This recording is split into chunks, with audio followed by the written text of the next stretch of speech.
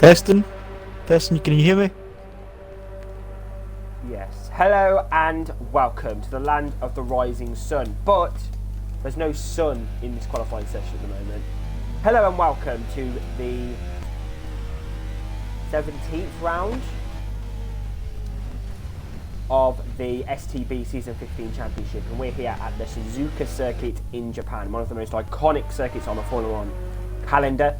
And we're here in the heart of the Asian continent, home to dangers of earthquakes, tsunamis, but we're also in the home of one of the tracks that has provided many of the championship deciding races.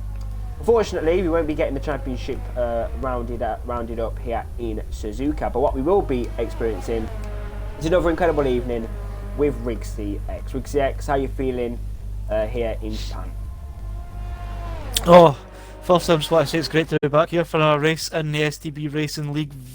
Very much looking forward to Japan. It's one of the kind of cult classics of the Formula One season. It's got a rich history in Formula One. It's a very challenging track, and I'm just looking to see how well the drivers perform running this tight and twisty circuit. Still early days, obviously folk are just getting their out laps and stuff, so the setup is quite crucial as well, because I feel like you'll need a lot of downforce, particularly in the S's section. It's just a beautifully free-flowing section in the track, and if you get that perfect, it pretty much sets up the rest of your lap.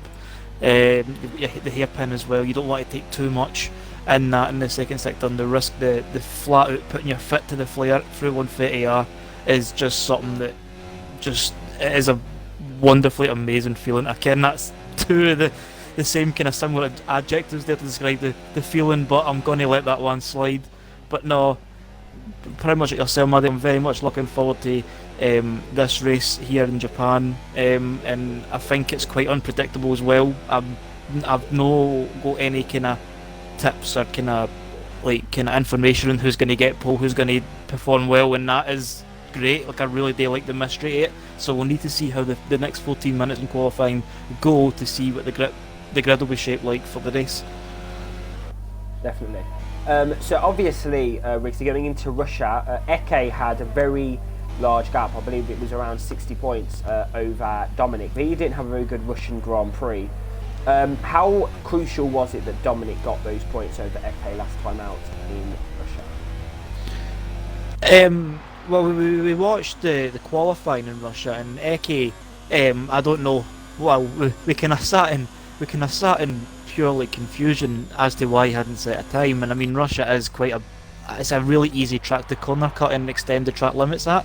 So like, as soon as you extend track limits, or you kind of cut the corner, your lap is like straight up invalidated.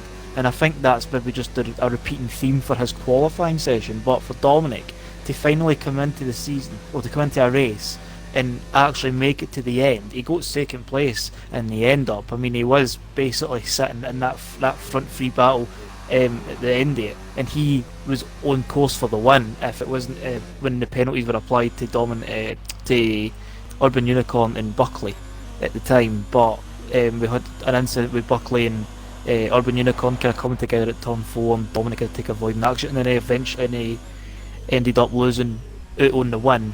But I mean, second place when Eke had to step from the back and finished, I think it was 6th in Russia.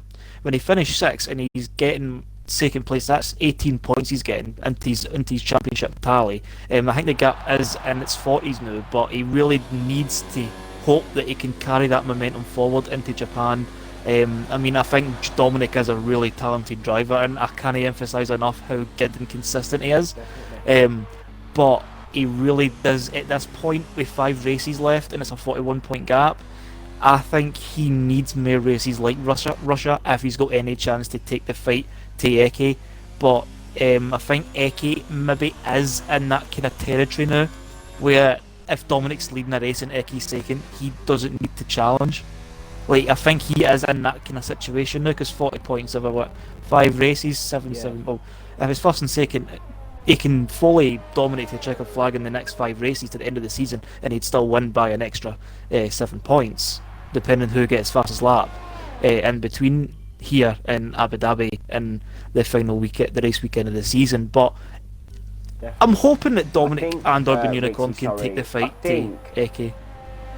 I think that Eke has said previously this week actually that the next 5 races is Cody's left the session. So let's just see what's happened there. If you could try And while we get get Cody back into the session, we're starting to see some times coming up onto the timing screen here. Eke is the provisional pole sitter at the minute in the Red Bull with a 128.1. Everybody seems to be opting for the softest compound tyre, so everybody's on the red wall tyres for this qualifying session. Buckley is alongside Eke on the front row, just a 10th shy of Eke's best time. Jamham in 3rd place in the Mercedes.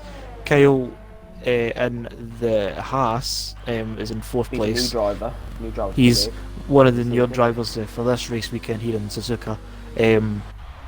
He's sitting 4th, quite high up so early on in the session, but I mean, he is kind of in the mix with the people that have currently they've set their times between the 2 Mercedes. You've got Buckley. He's kind of right in the thick of the action now, out of the folk that have pit times in.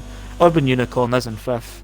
He'll be looking to get his cell right to the front of the grid and hopefully out-qualify both his teammate and Eke. Gravity in 6th there, the Red Bull teammate of Eke there in P6. Hamjam in 7th in the Alpha, DJ Danny in 8th in the McLaren with 129.0 and is the slowest of the people who have already set a time. And everybody else, the only people, I'm just scrolling through just to kind of see who's on a representable lap. We've got Mali coming through the last corner of the now onto the big straight. You'll have Alphabal right behind there, so he'll get a wee bit of slipstream there. And Alphabal goes pole with 127.4. Something that I really want to just pick up on, Riggs, at the moment is Eke earlier in the week, as I was saying before. Earlier on in the week, Eke said that the next races are basically his worst on the calendar. It's really going to give Dominic that opportunity to really push hard, really hammer home for the championship. I think, you know what, Riggs? I think Dominic, if he can keep the connection, can keep his composure, I do think that the championship could well go to Abu Dhabi. And obviously, as spectators, we want that. We want that big battle in Abu Dhabi. You know, the sunset weather, the dusk conditions. We do want that. We do yearn for that every season. So there you go. But I don't think I can invite Cody to a lobby. He's just came online. No, definitely. Like, you do want the championship to be concluded in the final race of the season. You want it to go the full distance. And I mean, there has been times in this season that Dominic has been unfortunately robbed of good results and some decent points. I feel like if his connection could withstand and see it sell out for the race weekends that he disconnected for, he'd be well up there. It would be a straight up 2-horse fight between Eke and between Dominic. I think the championship would definitely be a lot closer than what it is. The 41-point gap doesn't represent how Dominic Eke's season's been.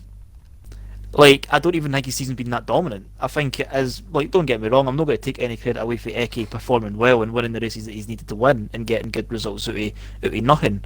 But at the same time, you've got to kind of consider Dominic and his unfortunate inconsistencies at finishing, like, purely like no fault of his own with the connection. But I mean, if the connection was able to contain that, it'd be a lot closer. Sorry to disturb you, sorry to interrupt you. Could you try and get Cody in, because I can't actually get him into the lobby? But yes, as you said, Dominic has had a lot of bad luck so far this season. But I think, you know, if everything can go his way in the next few races, I think the championship could well be his for the taking.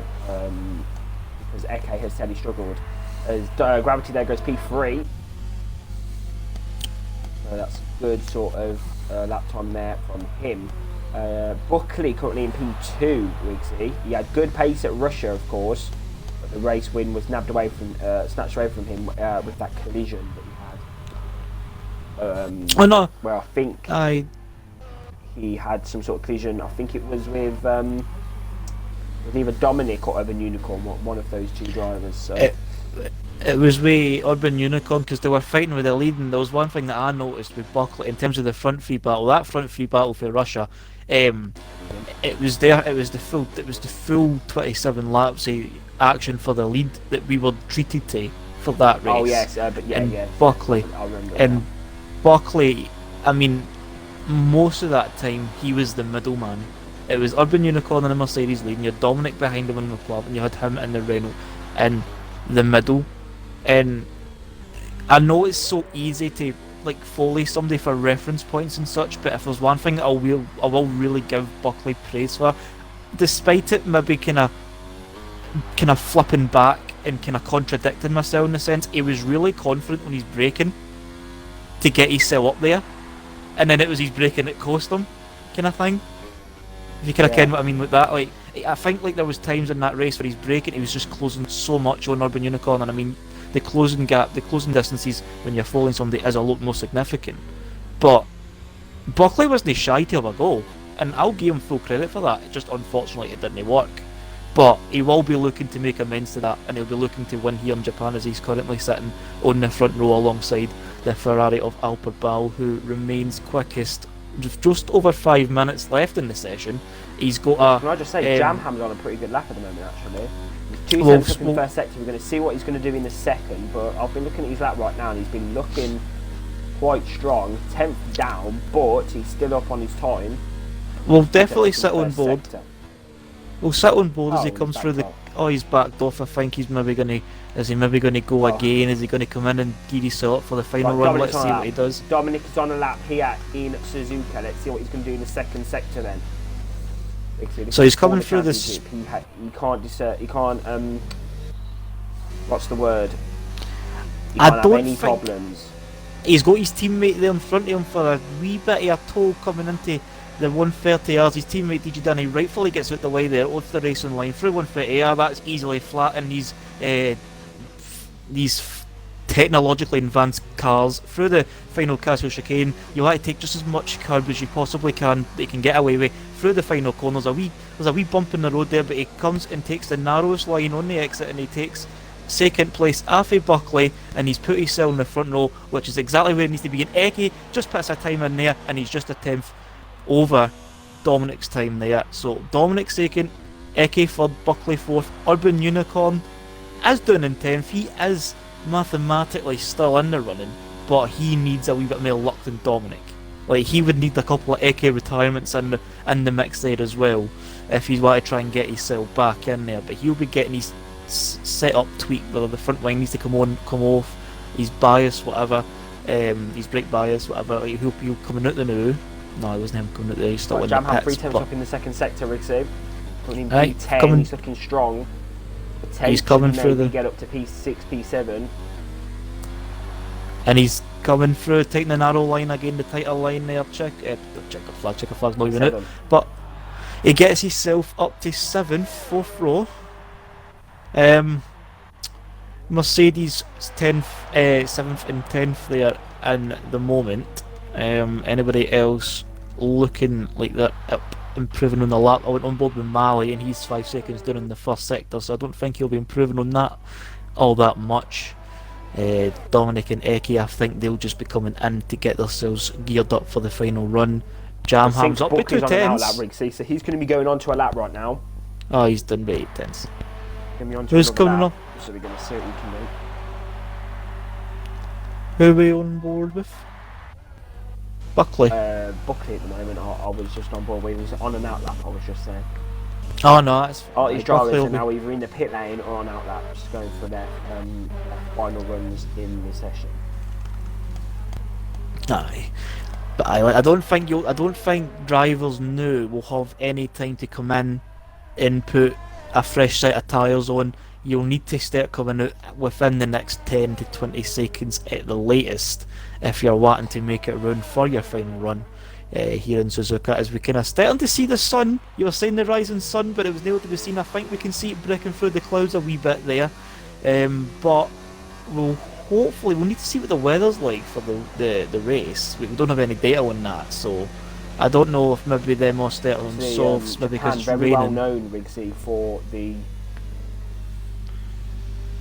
as Buckley messes up the first corner. But yeah, Japan is definitely known for its storms. Of course, fortunately, we lost Jules Bianchi at the 2014 Japanese Grand Prix due to just torrential conditions and torrential rain in that race, and that was very unfortunate. Him and the whole of Formula One, really, that was such a devastating weekend. But I think Japan is definitely a track which, it definitely offers every season. Of course, they had the Rugby World Cup and the typhoon that was there, which affected the Formula One race. So yeah, there is a lot of rain. Japan has seen a lot of iconic wet races here too. We've seen, well, in real life, Damon Hill had to win in Japan to keep his championship fight in '94 alive to Australia in the pouring rain here. You've had qualifying sessions being abandoned because of the rain, like 2004, 2010, 2009, 2010. One of them all. But anyway, we'll divert for this conversation to another as we're into the final 50 seconds and people are getting themselves, either gearing themselves up for their final run or they're already on it. We're looking through to see who's improving where. And Kyle in 8th has improved in the first sector by a 10th. Would get him from P8 to P8. Wouldn't they see him improve all that much there? But we'll need to see how the rest of his lap unfolds as we're everybody but the top 3, Jam Ham and Mercury and Mali, are all on a lap. Urban Unicorn has opted to stay in the pit lane, so he'll not be improving on his 10th. His time that's 10th fastest. That's bad. That is Urban. P10 Rigsy for the championship. Could well be falling away from him. Buckley's up on his time. Buckley is up by 200s a second. Eke is just starting his lap. Did he make the checkered flag? But anyway, the checkered flag is out for the qualifying session here in Suzuka. The two Mercedes will not be improving from P7 to P10. Urban Unicorn, I don't know why he never opted to come out, but I don't know if that's maybe just to maybe get a wee free choice of tyre, hoping that somebody beats him. But is up. Alphabal is up, Rigsy, on his time. Let's see if Dominic's going to be up. Dominic is up. And Eke the same. 10th. All 4 drivers were up in the first sector. Buckley then is done by in the second. We'll watch Buckley as he's coming through the final chicane. How's he taking it? Just with enough curb, helps you around the 2 tight turns. Narrow line up to the checkered flag. You'll see it waving on the right. Doesn't he improve for 4th? He was slower by 4 thousandths of a second. 4 thousandths. Who's next to cross the line? I think Alphabal, he's up by 7 thousandths of a second. He's coming through the Casio chicane, the new on board with him. Takes just enough curb coming up to the checkered flag. Has a wee bit of a moment with a wee bump there. Does he improve? He's up by 1/10. Dominic's up by a 10th day. This will get him up to second. I don't think he moves it, but Eke in the final moments of qualifying takes that second place off of Dominic, puts him onto the second row, and Eke takes Dominic's place on the front. Anybody else out there making gains? No fair understanding. Checkered flag has fallen. The session is done. Alphabal is our pole man. That's one I never expected, not gonna lie. Your grid then for the Japanese Grand Prix Rigsy is as follows. First, Alphabal, all the way from Turkey. Great qualifying from him. As you said, very unexpected. I wasn't expecting that. I also wasn't expecting Eke to be second, 127.3, 10th off Alphabal. Third, XR Dominic. 4th is Sync Buckley. Up there, he said he struggles around Japan Rigsy. He should be open for a good race here in Japan. 5th is Hamjam, 6th is Gravity. I believe that's his best qualifying of the season. Mercury P7, 8th is Jam Ham, 9th is Cherka, disappointing from him. 10th is Kyle, but a big surprise, 12th is Urban Unicorn Rigsy. Rigsy, do you think that Urban Unicorn's championship could well be over? It's definitely pushing his championship further away from him with that qualifying. I don't know why he didn't come back out for a final run, like, because we were sitting checking the timing screens there, and we just seen it was saying he was in the pits, and Everybody else was coming out for their outlaps, getting themselves geared up for their final runs and on their final runs and improving. Like, I feel like Urban Unicorn definitely did have the pace to be better than 12th. But that's Well, kind of as similar. we've seen, Rigsy, we have seen him go on the alternate strategy quite a lot this season, and it has worked out quite well for him. So it could well be that he could well work out here in Suzuka. But Rigsy, we're here for one of the most iconic races on the Formula One calendar, the Japanese Grand Prix, but also one of the most dangerous in terms of losing a championship, winning a championship, you know, being involved in wet weather, everything. It offers incredible races year in, year out, and I'm sure that here in Japan it won't be any different. So the formation up is going to start. Rigsy, take us through what makes this Suzuka circuit so special. Well, firstly, I'm gonna say like the Suzuka circuit, it's one of the few tracks, like you've got your iconic circuits such as like Silverstone, Monza, Canada, Germany, Spa, big tracks, big names on the calendar. Japan quite rightly sits alongside them in the top tier a classic Formula One tracks. It's the only figure 8 track, which makes it stand out that wee bit more. We're a few hundred miles southwest of the capital in Tokyo. We're out in the southwest of Japan, so we are quite a wee bit away from like big city life here out in the Japanese country. We're in the city of Suzuka though, but no, I mean like the track itself is, I mean, it's one of the few tracks that have very iconic corners. You've got the S's, you've got the Digna 1 and 2, you've got the hairpin in the second sector. It's very easy to get wrong and lock up a tyre. You've got the spoon curve, which Alphabal is just leading the grid to the new 130R. It's just, it's high speed. It was properly dangerous back in the day when Formula One cars weren't as technologically advanced, and people had to lift. See now, it's just a simple breeze. We've seen Charles Leclerc run 130R in real life, and he done it one-handed when he was trying to get debris out of his cockpit. Like, that's how far these cars have come. But no. And also you've got the last chicane, and there's a wee bump in the final corner that's really unsettling the car, and it could cause an accident if you're not careful enough. I've seen, well, again, only taking it from real life, I've seen Joan Pablo Montoya going off at the final corner for that exact reason, because there is just that hidden bump. I mean, it's unnoticeable to the naked eye, but Yeah, the car definitely feels it. Glock as well, wasn't it? And Timo Glock got caught up there in the Toyota there as well. It's one of the things that's so easy to get wrong if you don't notice it, and the concentration isn't at its peak. Here we go then. So Alphabal is going to line up on pole position, and the grid will be in an Alphabal Top 6 Fusion sandwich as Fusion now comes up, pulls up to his grid box, and he will start in P16 on the final place on the grid. Rigsy, are you ready for Japan? Looking forward to this as we're seeing the lights going off. 5 lights. Away they go. It's a decent, it's a great start there from Echo's already alongside the Ferrari down into turn number 1. Dominic follows close behind, and Echo's up the inside. Alpha's going to defend hard down into turn number 1.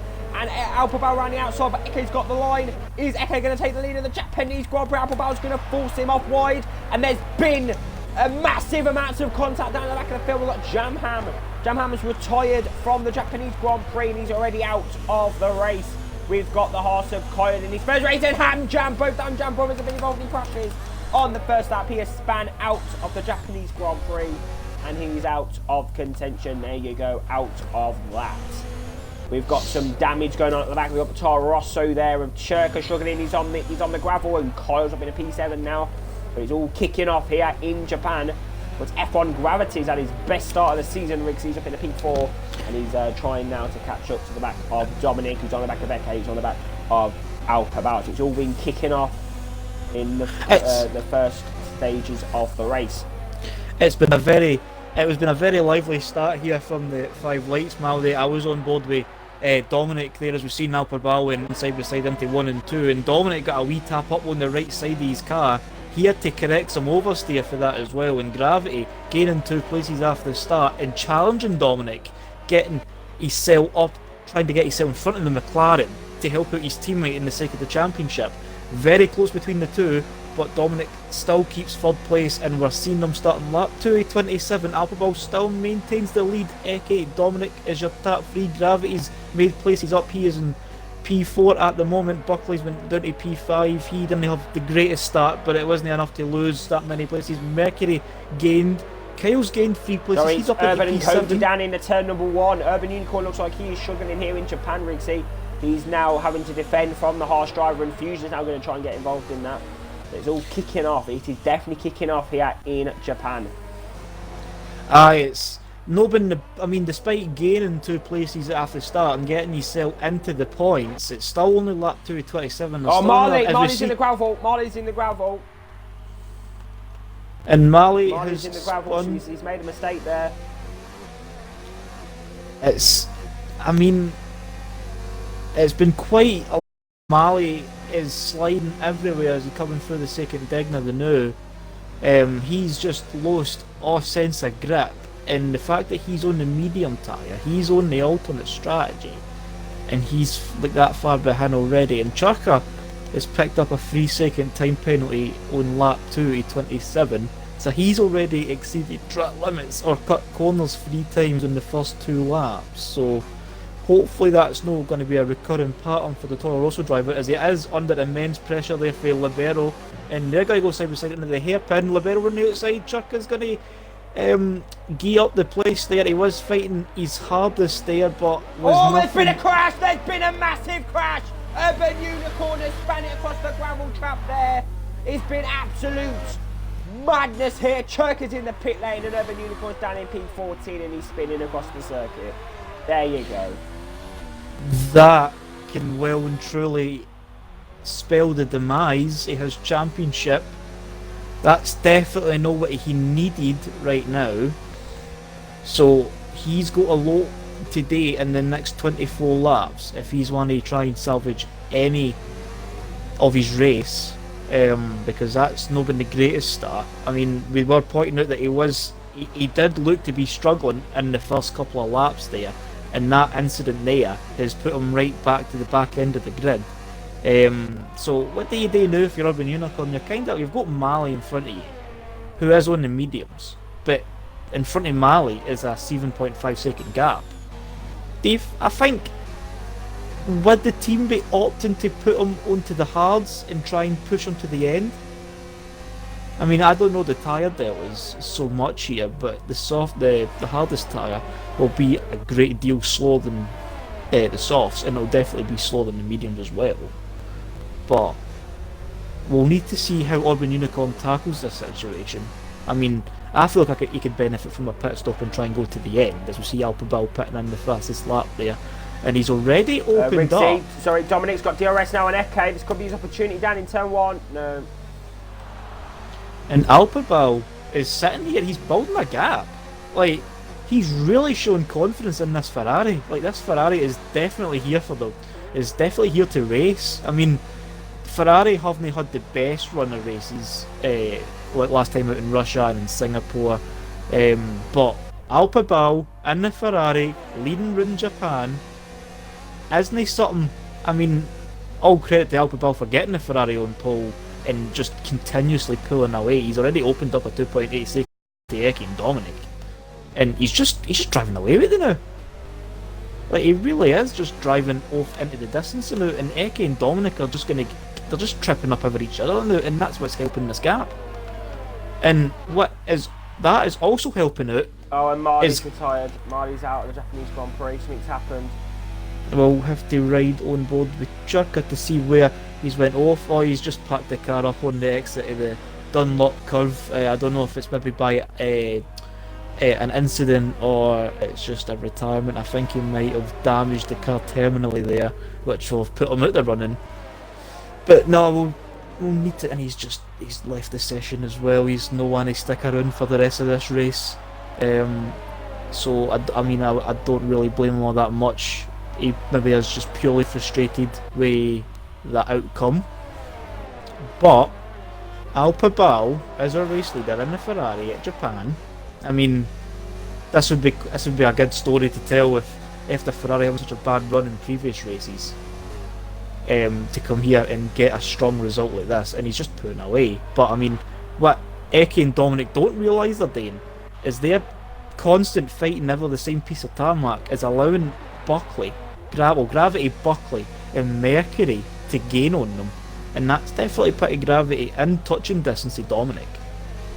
So the Red Bull will be looking to get past Dominic and maybe act as a rear gunner.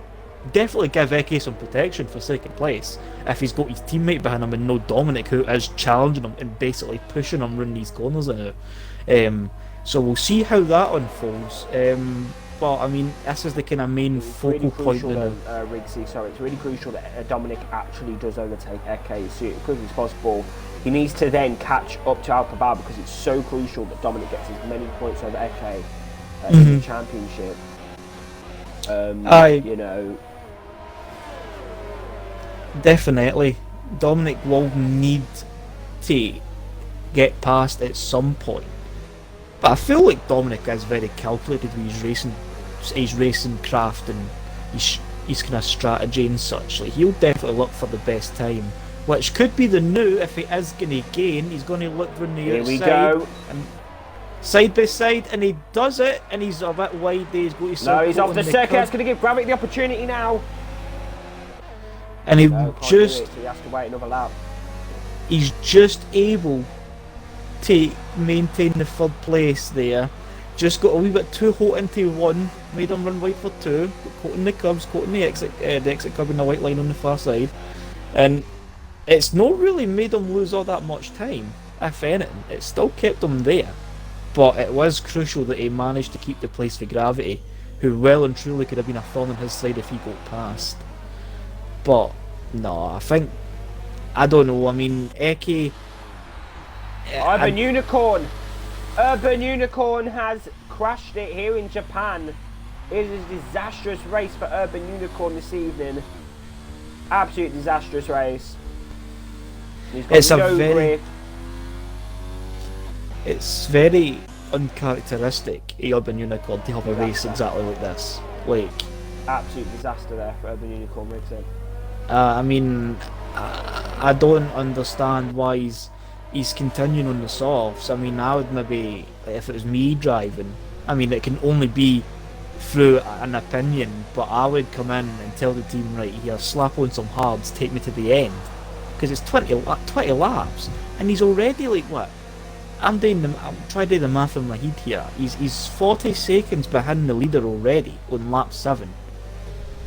He needs to try and get himself up there, but his race is just as good as run if he's going to continue on warm softs. But we'll need to see what happens with him in the next couple of laps. If we're going to see Dominic right on the rear wing at Eke, I mean, oh, he goes a bit wide there. That's not going to help him. No, definitely not. I'm trying to kind of think, Maldy, like, where would be Dominic's best place for a move? He did try it in turn 1, but I think he just got a wee bit of hold on the brakes and just ran a bit wide there. It is really difficult. Hairpin, but Eke's got that covered there. Maybe into chicane if he has a good exit out spoon. I feel Eke has got his run out of Digna 2 covered, because if he gets a good run out of Digna 2, it means a dive up the inside at the hairpin is kind of like written off. But I mean, we'll need to see how he goes as we see Cody retire there and yellow flags are out in the first sector. But we need to see how close Dominic actually gets in the slipstream at Eke. Cody's crashed off the circuit there. After circuit in sector really 1. helping him right now, Wiggsy. No, definitely. Alpha Bar will be sitting here saying just hope they two squabble that wee bit longer, and it's just allowing him to extend the gap at his own pace. I mean, he did face like Eke after the start, who had a much better start. I will give him praise for that, and I will admit that Eke got the better start out the two, despite being on the dirty side of the track. Eke got the much better step, had to run into turn 1, but Alpha Bar just gave him enough room and carried just enough speed to go around the outside and have the inside for the start of the S sequence, and that was enough to keep his pole position and turn that into a race lead. But now that Eki is got Dominic for company, that's just allowing Alphabal to go out and stretch the gap at a good pace. It's sitting at 5 seconds after 8 laps. He's definitely going to have. I mean, the team can afford a semi-slow pit stop, and he'll still come out in the lead. Like, that's kind of how big the gap is now. But yeah. Obviously, Alphabal had some insane pace as well, Rigsy. no, definitely. So it's just, yeah. Like, no, definitely. Definitely deserves to be leading this Japanese Grand Prix. But Dominic is finding it very difficult to get past Eke at the moment. It's very detrimental now to his championship. He needs to get as many points as possible. No, definitely. Like, Alphabal, we knew he had pace as soon as, like, because I mean, the pole position time that we've seen it was 28, and he just put in a 127. But we'll put that to the side. Does Dominic get close enough to have a look? No, he gets close enough to see the Aston Martin logo on the back of the rear wing, but he doesn't get much closer than that. Like, it looks like it's very difficult for these drivers, Rigsy, to actually overtake.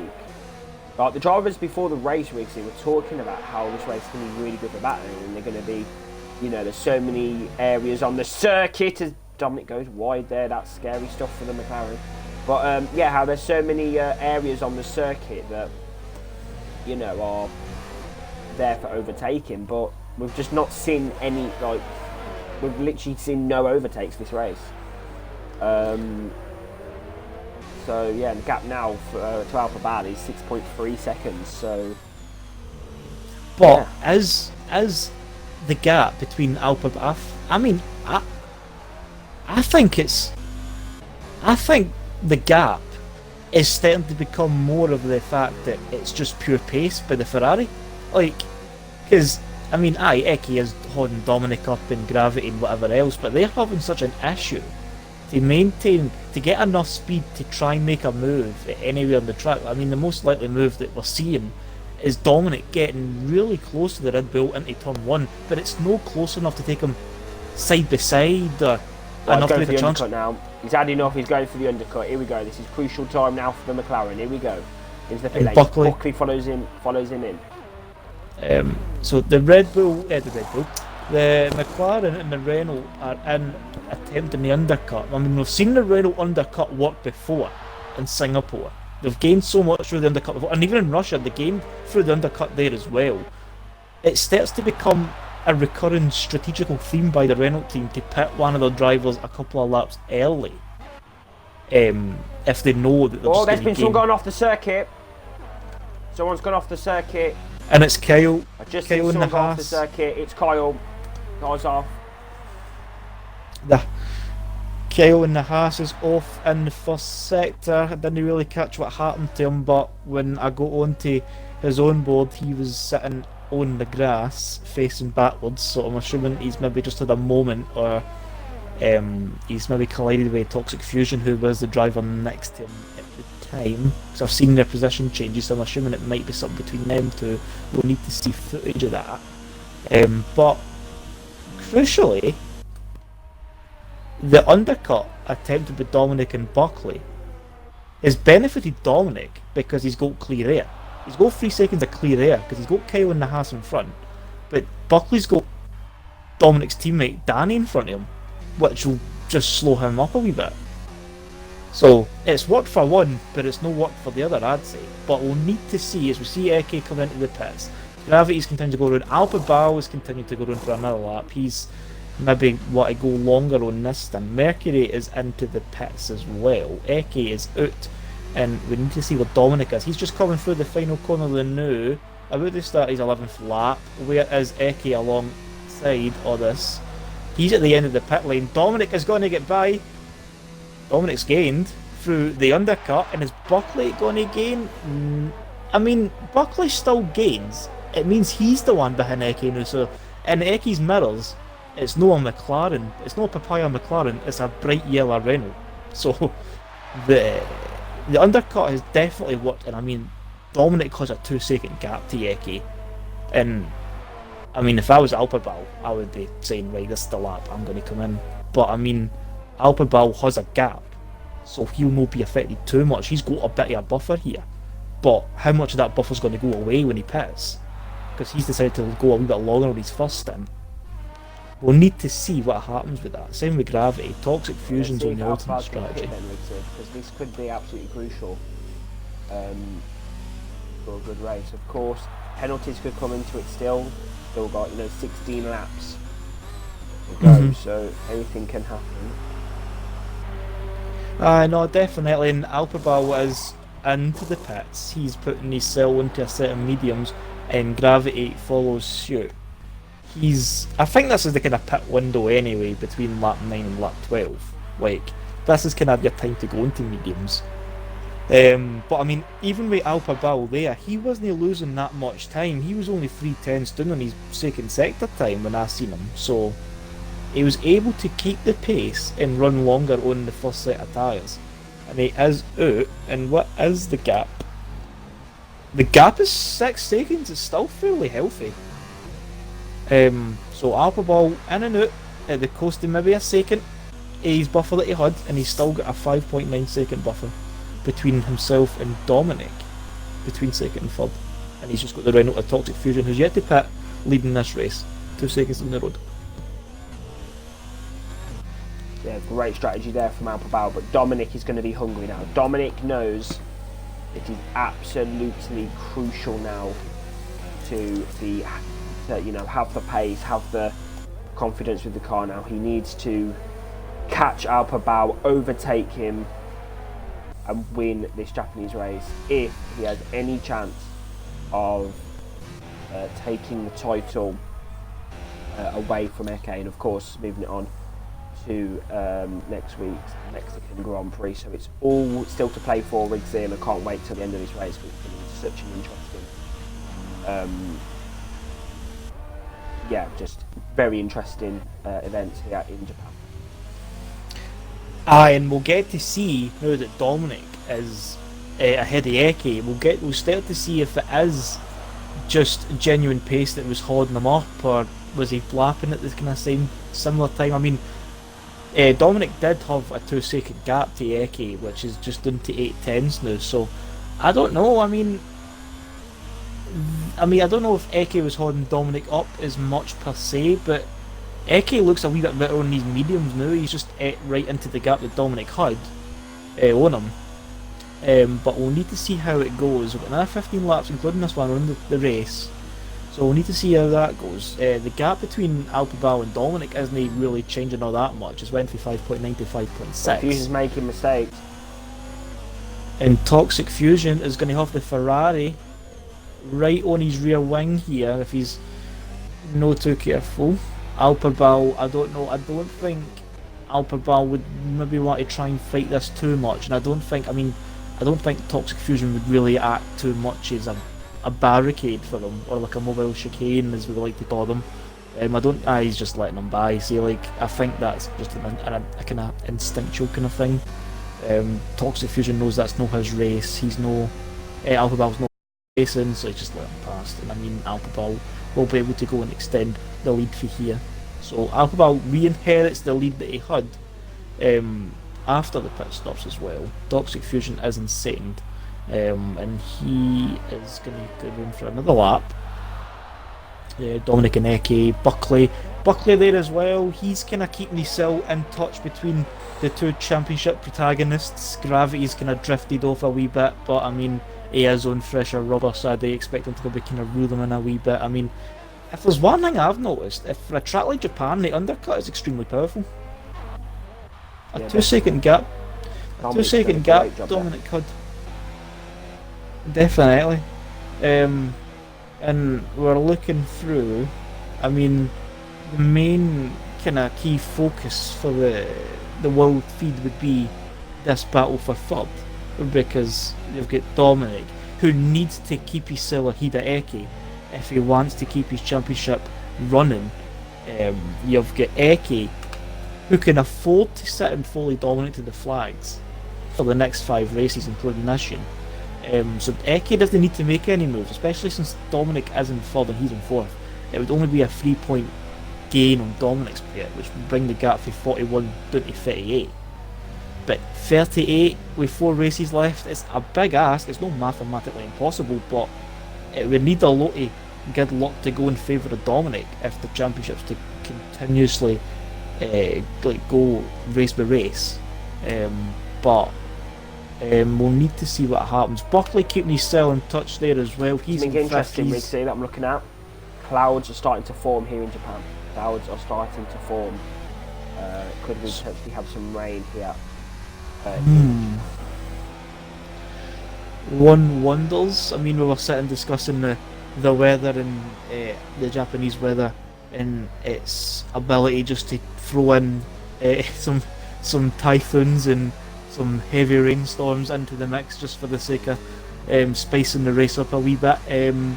We've seen it in real life. I mean, like we were sitting talking about Damon Hill's win in Japan all the years ago in qualifying sessions being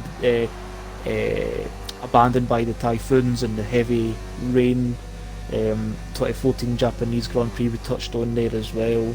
But I mean, like, Japan has a history for rain, so we'll need to see what the clouds have in store for us. I mean, it is definitely looking darker. I definitely agree with you in that. Like, because it looks a bit dim here. So we'll need to see if there is some rain forecast. I mean, you look at the spoon curve, and it looks like the sun's splitting the trees. But when you get back down to the other side of the circuit, into 130R, it's very dull and it's very dark. So, are we possibly in for some rain? We'll need to see what happens in the next.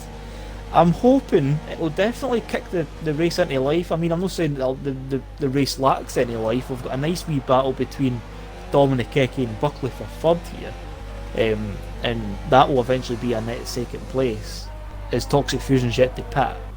So we'll need to see what happens.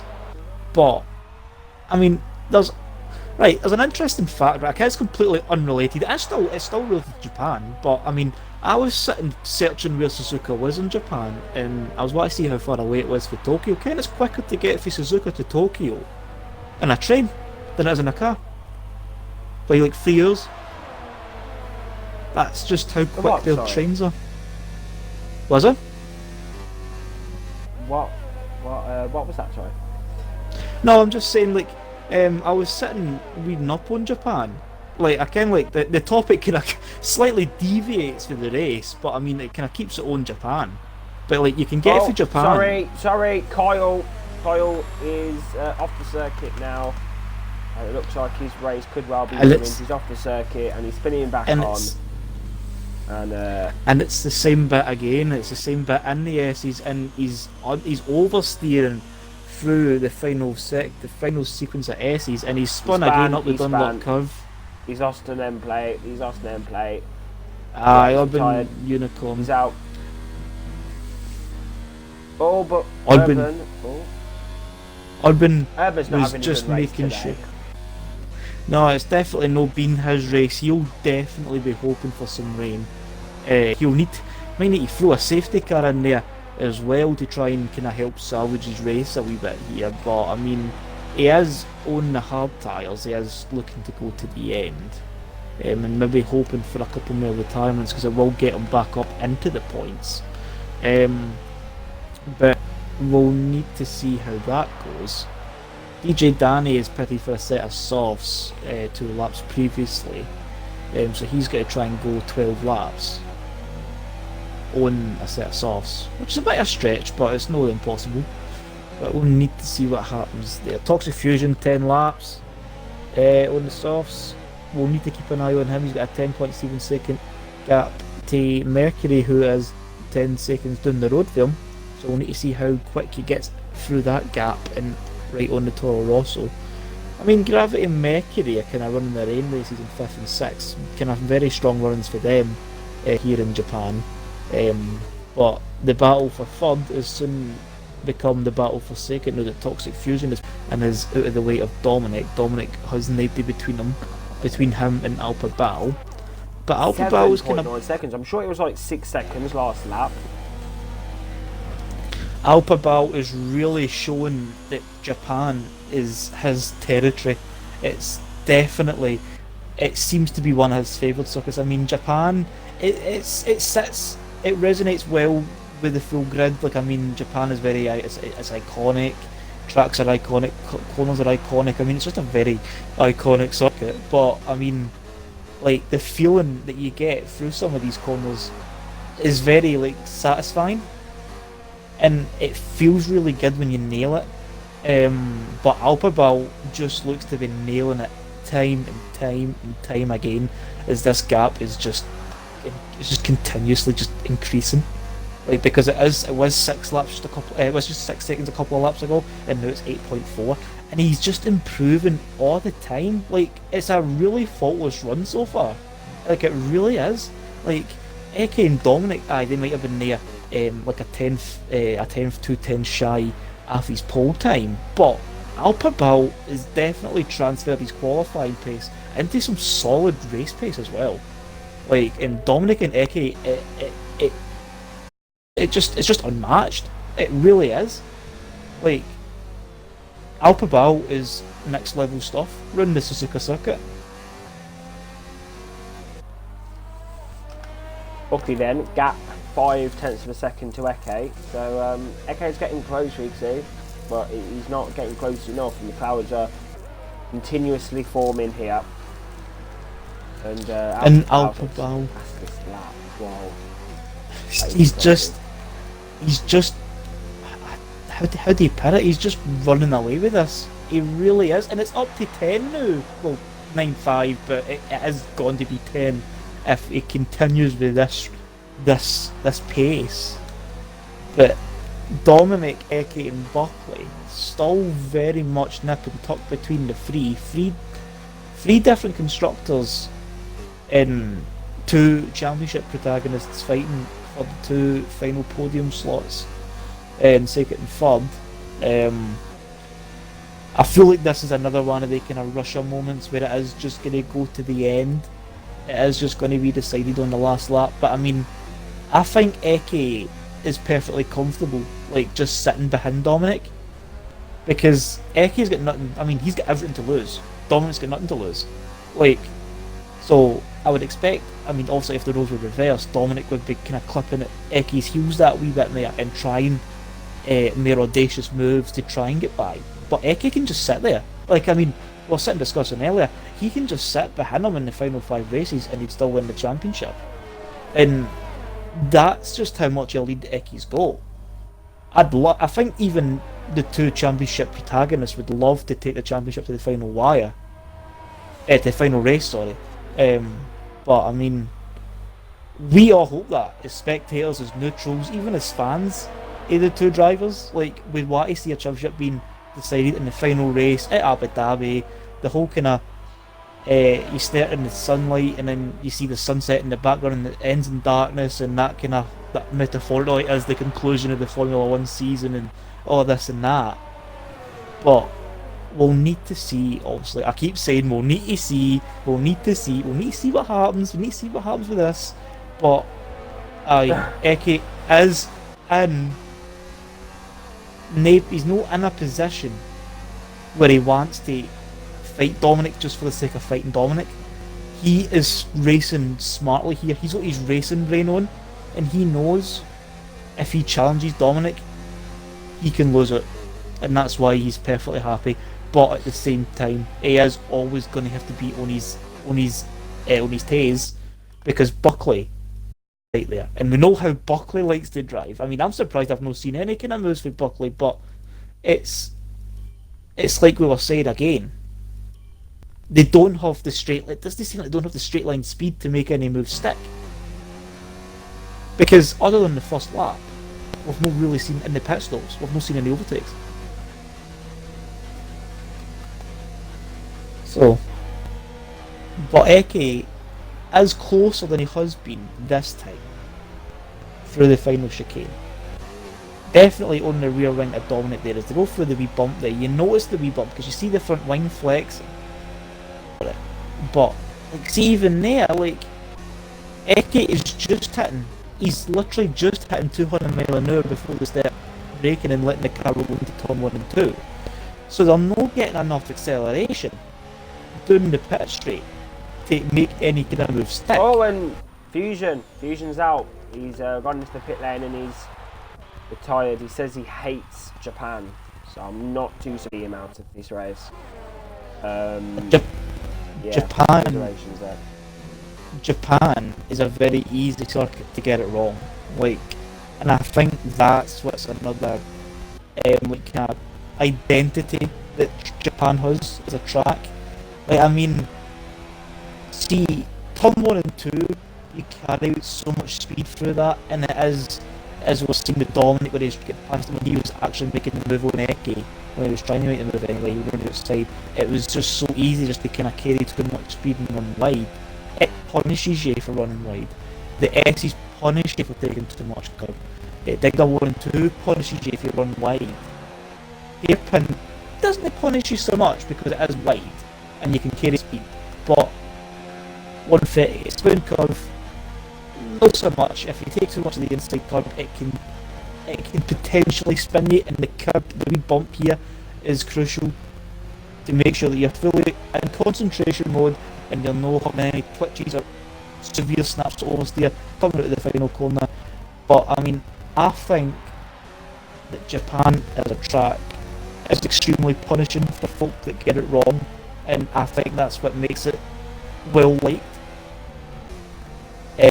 Because we always have the argument where like, tracks just have too much like run-off areas and tarmac and that, and you can still carry so much speed. Like Russia and Japan are two very different circuits.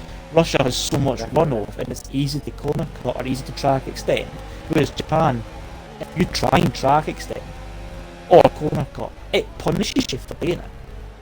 Like, and I think that's another thing. Like Russia, it might be a very iconic kind of setting where it is in Russia, on the coast of the Black Sea, in the all Winter Olympic Park, and it goes round about the all kind of arenas and whatever else. But Japan, smack bang in the middle of Suzuka, just in a big field, gravel traps literally right next to the track. Riggsy, I'm sorry to disturb you here, but Eke is now going for the overtake. This is the first overtake of the race. And Dominic running it outside a 130R. Hats off to Eke for that move. And Dominic is looking, he's shaping his car up for another go at him, and he's already going to be alongside. DRS is open, he's tucking himself back in for the slipstream as well. DRS out to the outside. Does he make the move stick into 1? And he did, he takes it back. Eke's like, right, I'll take you round outside of 130, and he's like, alright, I'll take you round outside of turn 1. Right overtaking move there from Dominic. That was absolutely spectacular move there from the McLaren. And now Buckley's behind, and Buckley had a great view of that. I'm jealous, to be fair. I mean, I would have loved to have, I mean, as much as our view was great up in the commentary booth, Buckley had a front row seat to that, and I would very much happily swap them with that. But no, two brilliant overtaking moves there by the two championship contenders. Eke had a good run out of the spoon curve, put his car into overtake for ERS, chucked the car up to rich fuel mix, went round the outside of 130R. Great respect between the two to make sure there was no contact, no major collision, and Dominic knew that the place was over, get himself set up through the chicane, took a wider line on the exit, and he was alongside them for a bit on the exit. But he had to tuck himself back into the slipstream at Eke, and he managed to make the move stick on the outside, and Alper Bao is just continuously pitting in fastest laps on 12-lap old medium tyres. The gap is 13.4 seconds between himself and Dominic in second. Alper Bao is getting an A-star. It's just A-star performance. A-star.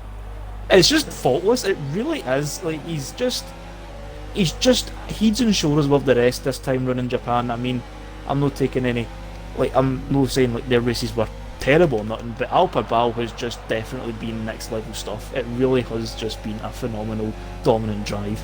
I think if he gets the fastest lap, does he get the Grand Slam? Is he no led a lap? Well, he might have been behind Toxic Fusion in one lap, But I mean, if he's no been behind anybody for a lap, I mean, Toxic Fusion did take the lead, but I think Toxic Fusion led for a couple of laps. So he's going to miss out on the Grand Slam. I'm looking at the fastest laps at now, Maldi, and he's the only person to set a lap in the 130s.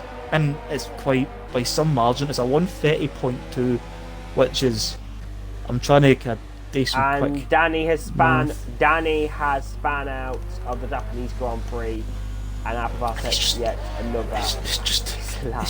It's just never ending. Oh, and It Echo's really got to is. take down on Dominic. And is Dominic going to try the same thing again? He is definitely in the same position as he was last time. On the outside. Very defensive. Eke, very defensive here. He's keen on the squeeze. Dominic gets the move again. Back in. It's the same moves. It's just the same moves between the two. I think they're just doing it just to kind of keep themselves awake. Like, I think that's just what it is. Buckley, I'm surprised Buckley's not trying to get in on this. Like, he's just sitting, letting them squabble over. I mean, I think Buckley's definitely got the pace through the early sectors, but I don't think he's got the same speed as what Eke and Dominic have in a straight line. Maybe the setups are a wee bit different, because Buckley definitely looks better in the first sector, like through the S's. I mean, to keep within the car in front of you through the S's and dirty air, which is a very challenging kind of situation as it is, he must have his front wing set up enough to kind of combat that. But it's at the sacrifice that he's made on the straights, because he doesn't get close enough as what Dominic does to Eke or as what Eke does to Dominic. They have very similar setups, and Eke's just look at that, he's just gaining. Like, he's not going to make the move, but he's just gaining. Look, he's basically he's got to look up the inside. He may make the move. He may. I think Dominic maybe just let him have that, and he's just going to do the same again, shaping the same move up. Dominic is going to have DRS. Oh. Eke defends the inside. No, he doesn't. He's defending. He's not defending, sorry. Dominic's up the inside this time, mixing it up a wee bit, lads, away. But Dominic up the inside of Eke into one. And Eke is going to go on the outside. The outside of free. They're going to go side by side. Eke's on the outside of free. And Dominic taps him a wee bit there. Eke's gone! Eke's out! What's happened down here? Oh, that is mad for the championship now, Rigsy. I mean, I don't want to be nasty to Eke, but I wanted that to happen. It was such great racing between the two, and I mean, I caught the tail end of that, and it was Eke had gave Dominic the inside of 1 and 2, and Eke got such a great exit on 2, and he was going round the outside, and he made the move stick. Like, he made the move stick round the outside of 3 to start the S sequence, and Dominic tried the switchback, and it was the tiniest. I mean, it was the tiniest taps, Maldi, the tiniest of touches, and Eke was he was tapped on, and he was facing backwards. It was, I mean, for what I seen, it looked just like a racing incident. It was literally nothing between it. It was the tiniest kisses of the car, and it was game over for Eke, and he's sitting in P6 now, which Rigsy, you know how about that is in 19 seconds. It's a 19-second gap. Honestly, and Alpha Bao is quicker in the first sector. He's still improving on his time. See if he slaps in the fastest lap, Maldi. Oh my god, no, not Alpha Bao, sorry. DJ Danny has gone flying off the circuit there down at, I don't know what that's called, but the corner before the first Degner, he's absolutely gone aquaplaning off. It's like it was raining or something. Absolute scenes here in Japan. I thought that was Alpha Bao, and I was scared. You actually gave me the feel that I was sitting on board with Alpha Bao, and you're like, it's Alpha Bao, and I'm like, mate, Alpha Bao's still driving. Like, I'm just like, he's still gone, mate. He's still gone. Anyway, we're going to watch Alpha Bao take the chicane for the final time. A dominant performance here on the Ferrari. the twist in fortunes that they've well and truly needed as he takes the checker flag here at Suzuka and he takes the race one in a dominant fashion. Absolutely brilliant driving by Alphabal. Here, Rigsy, is he going to try a little move? Dominic, after great scrapping with Eke for the full race, keeping Eke on his tails and then Eke returning the favour, Dominic takes second place. Buckley rounds out the podium position here in Singapore. Gravity takes fourth, despite crossing the line in fifth. That will be to applied penalties. And Eke, a small silver lining in there. He crosses the line sixth, but he will take fifth place off a Mercury. Hamjam, after his incident at the start, manages to rescue his race and he gets P7 in the end up. Libero line in 8th. Shurka decides to shut the car into a drift and he is the final runner on that lap to cross the checkered flag, and that is the race result. Absolutely phenomenal. As we see, that his first win. And there's no better way to take your first win than just drive off into the distance in the first lap. Like, he pretty much seemed untouchable for the get-go, and it is a brilliant performance here by Alphabal. First win in the Ferrari, first Ferrari win in quite a while. I mean, I can't mind the last time that I've seen the Ferrari win in the STB league. But no, Maldi Alphabal really just, that was his race. And I think that his pace in qualifying kind of foreshadowed it in a sense, because he dominated qualifying. I mean, his time was 7/10 quicker than the guy in second at the time, and he's just transferred that to the race. But anyway, the race rundown is Alphabal and the Ferrari as your race winner here at Suzuka. Dominic and Buckley round out the podium. Gravity and P4 and Red Bull, and that makes Red Bull 4 and 5 with Eke in 5th. Mercury with penalties cross the line in 4th but takes 6th. Hamjam in 7th after his incident in the start. Libero in 8th in the Ferrari. Churka and the Toro Rosso in 9th. And Urban Unicorn, know the race that he'd want to remember and he'll be wanting to forget it very quickly. Rounds out the points paying position. And we are joined by Buckley, yes, who ended Buckley's up going to be the finishing only driver third. who's going to be interviewing this evening. There's Alphabal and Dominic. Was it? Can't talk, so it's going to be interviewing Buckley, and then we're going to be wrapping things up a little earlier this evening. Buckley, a pretty bland race here this evening. Not many overtakes. Give us your insights into tonight's race and how it went for you. I know I'm really happy with the podium. The pace was surprisingly good. I didn't put as much practice as I did into Russia, and I still got a podium out here, so that's promising signs for next race in Mexico.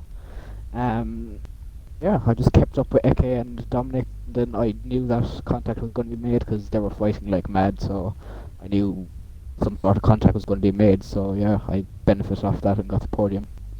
Okay. And I gained more points back in the championship as well, so I'm really happy about that. It looked like, Buckley, that you couldn't actually get past Eke. What was going on? I wasn't intending to get past him because I had a penalty, so and he never had a penalty, so I wasn't going to actually try and get past him. I didn't want to fight and stuff like that. So. Okay. Thank you, Buckley. Thank you, Rigsy, for joining me here in the car box this evening. Well done to all drivers that have competed and, of course, finished Japanese Grand Prix. Quite a lot of retirements this evening, so I'm sure that any investigations that need to be made can be made. That concludes then this evening's action for the 17th round of the season here in Japan. Do join us next week when we go to the Americas, where we go to the infamous Autodromo Hermanos Rodriguez for the Mexican Grand Prix in Mexico City. One of my favourite circuits on the calendar, the only circuit I've won a race at. So we will be paying tribute to that incredible event. All jokes aside, we'll see you next week for the Mexican Grand Prix.